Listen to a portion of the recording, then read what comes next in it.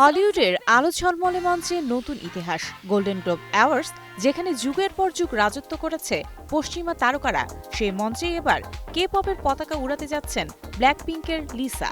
প্রথম K pop শিল্পী আর প্রথম থাই নাগরিক হিসেবে গোল্ডেন গ্লোবসের মঞ্চে প্রেজেন্টার হচ্ছেন লালিসা মানুবাল। বিশ্বজুড়ে পরিচিত নাম লিসা।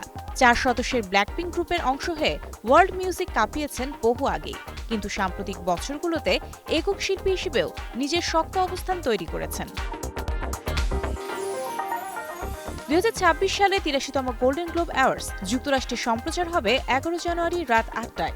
এশিয়ায় দেখা যাবে 12 জানুয়ারি সকাল 10টায়। এ আয়োজনে অতিথি নন, বরং লিসা থাকছেন প্রেজেন্টার হিসেবে। এই ঘোষণার পরপরই সামাজিক যোগাযোগ মাধ্যমে উচ্ছ্বাস।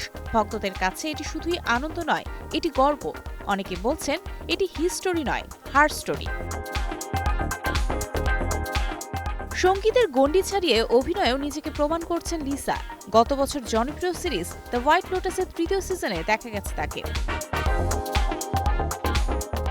লিসার এই উপস্থিতি শুধু একটি প্রেজেন্টেশন নয়, এটি প্রতিনিধিত্ব। এটি প্রমাণ প্রতিভার কোনো ভাষা নেই, কোনো সীমানা নেই। Mario Sen, star news.